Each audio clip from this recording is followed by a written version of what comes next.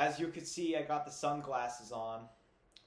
It's a hot day, so you gotta put the sunglasses on, even indoors, because these takes are so hot, they will burn your eyes. That's a joke, YouTube. I'm kidding. No eyes will be harmed in the making of this video.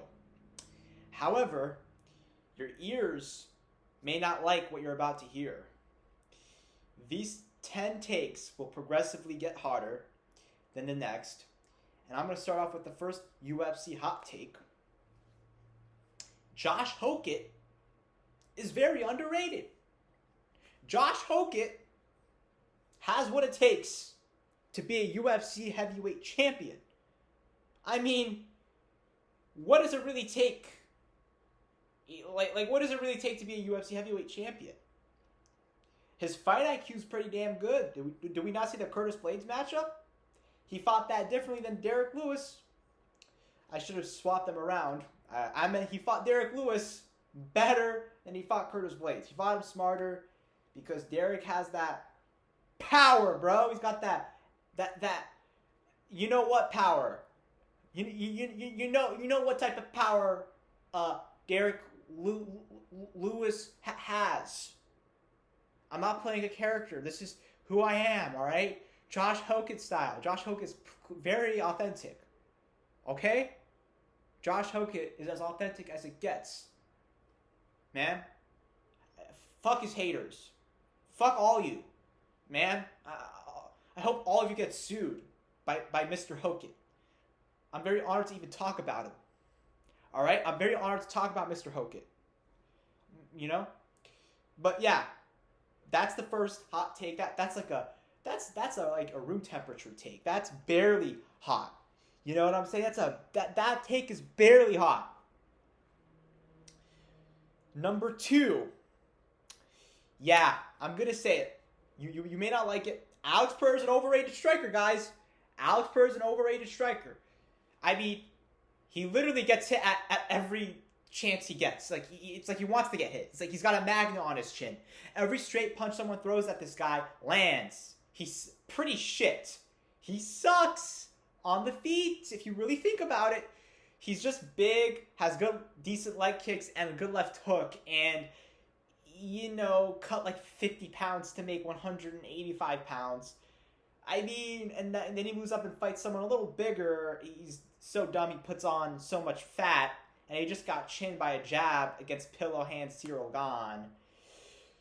Yeah, Alex, you were never going to be the GOAT. If you really think about it, Alex is not the GOAT of any weight class, so he was going to be the GOAT of the sport. I mean, at least be the GOAT of any weight class, you absolute scrub. Yeah, Alex Pereira is a complete overrated striker. There's like 40 strikers in the UFC that are probably better than Alex Pereira, if we're being honest, And that's a fact. You guys could hate that, but it's true. Then we have hot take number 3. We're raising the temperature here. Michael Chandler is underrated. For some reason, alright? Sorry, I'm itching.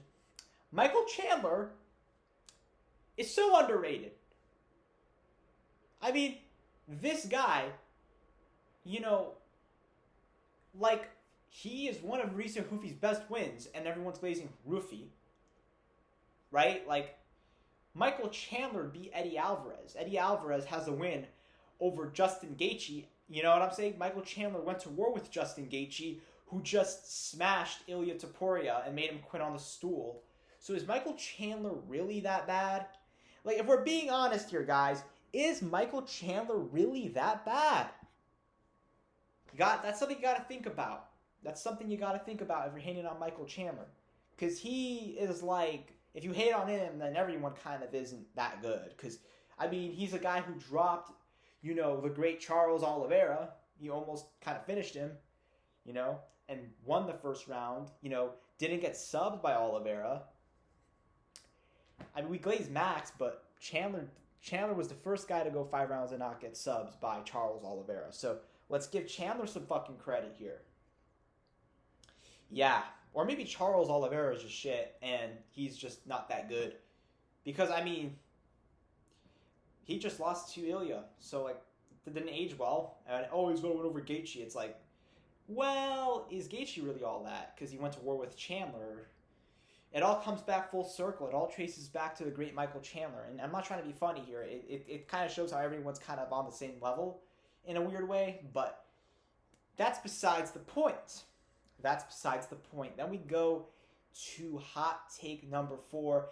Merit-based title shots are overrated. I'm sick of people talking about, oh, this guy deserves this. This guy deserves that. Blah, blah, blah. Shut up. Are you related? Are you related to these fighters? Like, what do they, why do they have entitlement to title shots? Why are they so entitled? Why are they so deserving? Like, oh, let's skip Strickland and do Nasruddin versus Hamzat because Nasruddin is more deserving. Like, what? You want to see that boring Frenchie fight Hamzat? You want to see some boring, probably, he probably smells pretty bad. I heard a rumor because he trains with BSD or got, like, I'm not trying to, like, say anything here, but, like, no, like, does it Nasruddin, was it Nasruddin or BSD that smells, like, really bad?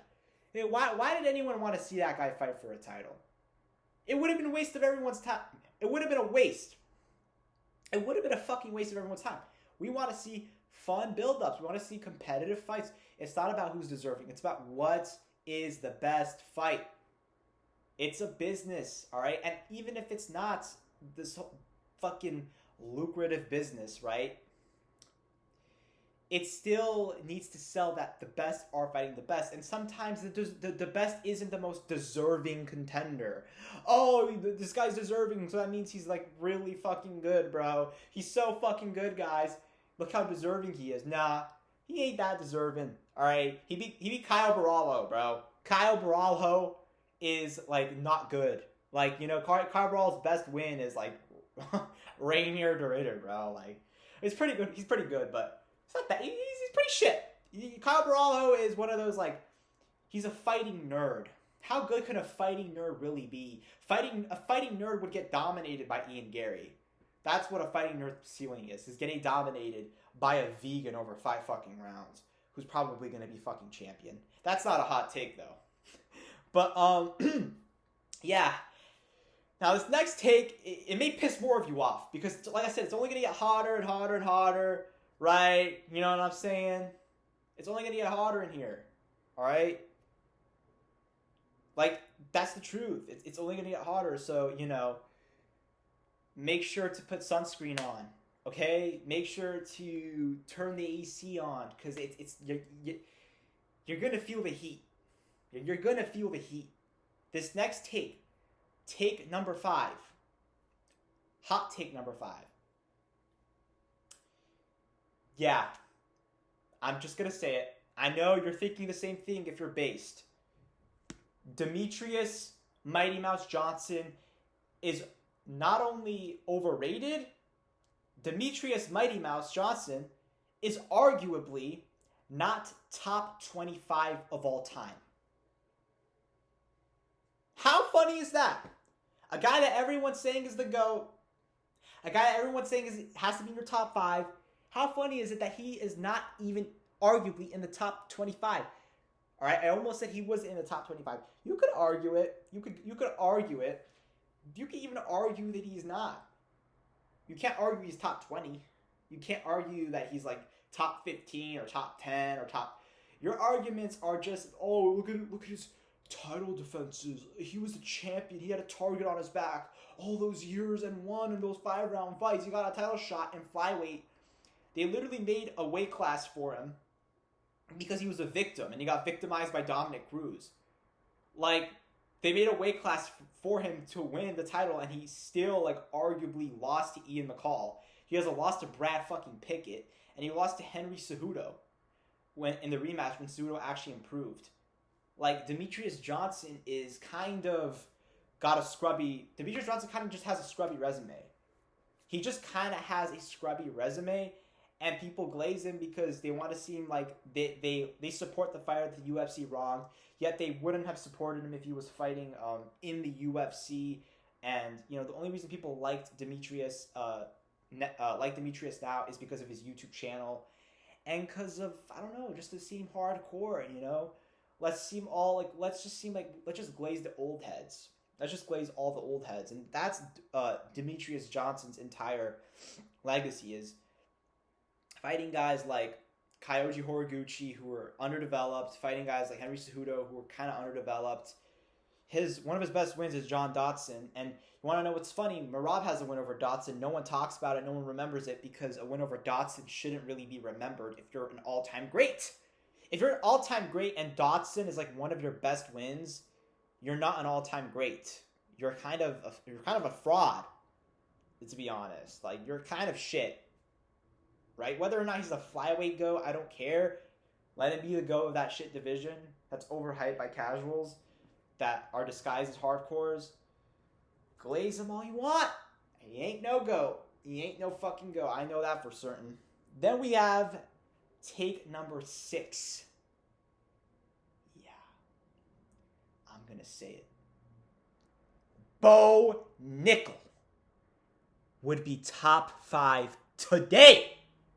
Not tomorrow. If you threw him in there with Brendan Allen today, he'd win, I think. I mean, everyone hates on Bo, but the facts are the facts. You throw him in with Brendan Allen, you're picking Brendan Allen? Oh, but Allen beat RDR, who beat Bo. Yeah, the whole MMA math shit, bro. It's almost as if, like, if you beat someone who beats someone, it's like you're going to lose that person because it's like there's a curse around losing to people that, you should beat on paper based on MMA math, right? But, yeah, man, Brendan Allen would lose to Bo Nickel. Bo Nickel would be top 5 today. Even if you don't think he would, you got to give him a good chance to. So, yeah, Bo Nickel. Bo Nickel's very damn good. He's a very underrated fighter, even now. I think people are starting to come along, but yeah, I think Bo Nickel is as good as it gets as a prospect in the UFC right now. He will 100% be top 5. Yeah. Yeah, take it, Bo Nickel haters. Fucking annoying-ass motherfuckers. Hot take number 7. Carlos Prates would just lose to Sean Brady. Like, everyone's glazing Prates, but, like, he literally just lose to Sean Brady, bro. I almost said Sean Strickland. He literally just lose to Sean Brady. Like, he just would. Like there's just nothing, like, he would be able to do when Brady gets a hold of him. Like, Brady would just control him, deplete his power, wear on him. Prates doesn't have the strength or the physicality of a Michael Morales. Prates could beat Michael Morales all he wants. He would lose to Sean Brady, though. I know that for certain. Yeah, that's kind of embarrassing. Imagine being all hyped up, but you just lose to Sean Brady. Like, you'd have to be kind of shit if that were the case. Then we go to hot take number 8. Yeah, I'm gonna say it. I keep prefacing everything with yeah, because I know that a lot of MMA fans have never seen a guy like me. And I could read what you're thinking. And I know that you're worried what I'm about to say. And I'm going to say it because it's relevant in MMA right now. It's a relevant fight that people are talking about. Arman Tsarukyan versus Charles Oliveira was not close. It wasn't.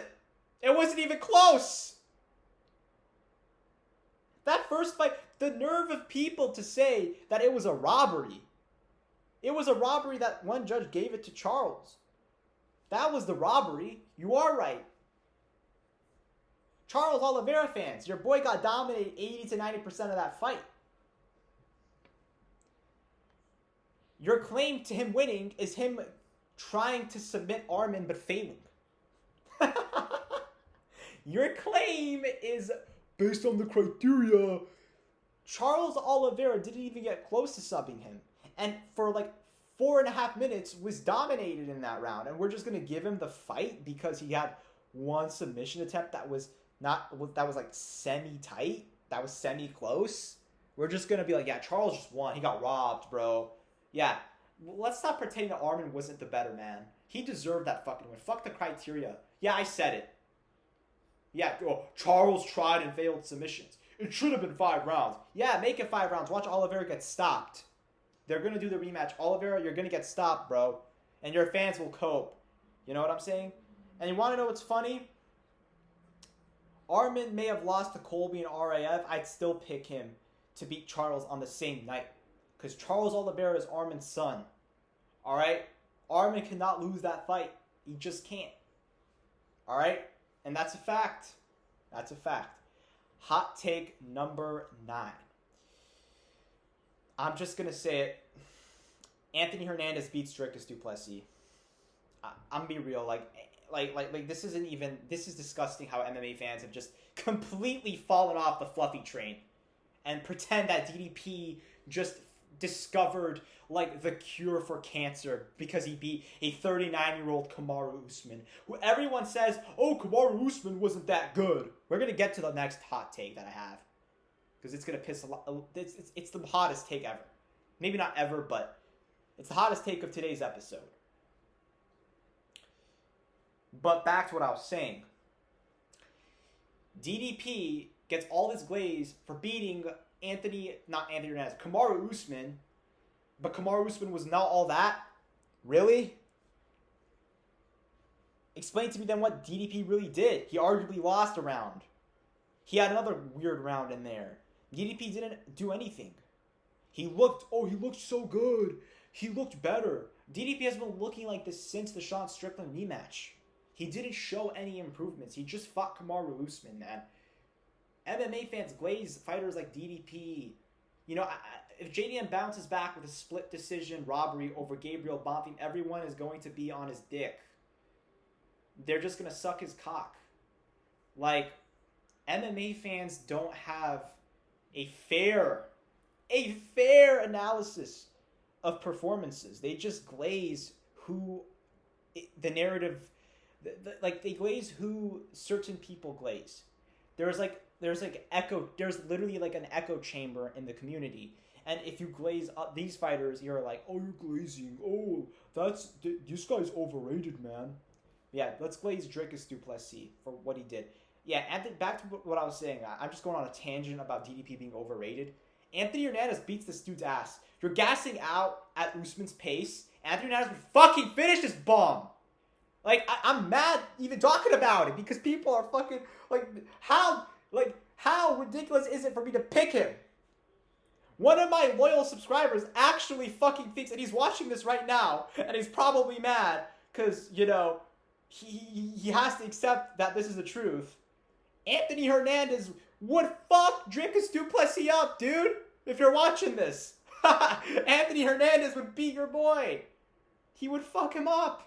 He would stop him. He would stop this bum. Alright?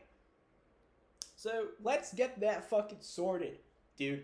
Like, Anthony Hernandez would make this South African his bitch.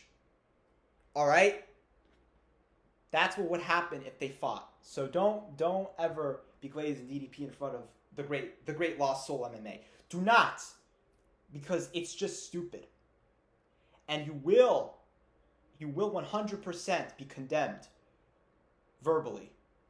And you will be roasted by the great Lost Soul, and you will be a Lost Soul victim, which is not fun. Ask, you know, there's a lot of them, right? There's a lot that have, you know, let's just say Lost Soul's got a locker of victims that he's bullied and shoved in lockers. You know, by the way, all the memes that are going on in MMA right now, the whole Epstein stuff, I kind of created that, so give me a little bit of credit, you fucking thieves. Like, you guys take everything from me. Never give me any credit. I inspired you guys. Alright? But let's move on to hot take number 10.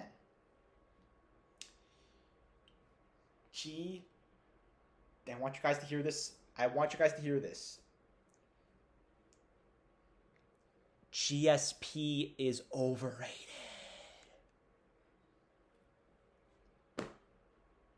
GSP is the one GOAT you can't criticize. And you want to know what's something? He arguably ain't even a GOAT, let alone the GOAT. 170, it's tied between him and Usman. Usman has all the better wins. Leon, Strickland, Woodley, Colby twice, Burns, Buckley, Jorge twice, one of them by KO. None of his losses are as embarrassing as GSP's losses to Matt Serra. Like, that's a fact. None of his, oh, he lost to a bum outside. Yeah, that was his second fight. GSP tapped his strikes as a champion. Yeah, I owned you. You can't even come back with that. Oh, but he's got more title defenses. So fucking what? None of his wins are better than Usman's. I didn't even mention his wins over Maia and RDA. Now, when it comes to overall legacy, I'd give the edge to GSP just based off his middleweight belt. But Usman's the better fighter and would have beaten him in his prime. But MMA fans are so just up GSP's dick because he's likable and because, like, oh, well, GSP doesn't have much of a personality.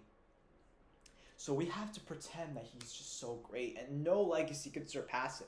GSP's arguably not top 5 of all time. Alright? Now, he's not DJ level shit. We can't say that. But he's arguably not top 5. Like, Merab, Volk, Ilya, Islam, and Jones could all be above him. I mean, like, that's not crazy. Like, he's pretty, like, there's a good argument GSP ain't top 5. So everyone hating on Usman and all the videos that I see of people hating on Usman, y'all need to make videos hating on GSP. Make an actual unique video for once, you NPCs. No disrespect, though, but literally, you guys are NPCs. So it is a little bit of disrespect, because what respect have you really earned being a regurgitator of narratives? Yeah. No, seriously, that's a reference. That's a reference. If you know, you know. But, yeah, these are my hot takes. I know you're probably like, you need to jump in the swimming pool. You need to cool off, drink some water. If you enjoyed the video, subscribe. If you did not like the video, you better still subscribe because you still watched my content. And why would you not subscribe to something you watched 22 minutes of? I mean, come on. That's just kind of stupid. Like, at least subscribe. At least lie to yourself that you enjoyed it. You know what I'm saying? And also leave a comment letting me know why you disagree with my takes. I will see you guys next time. Peace.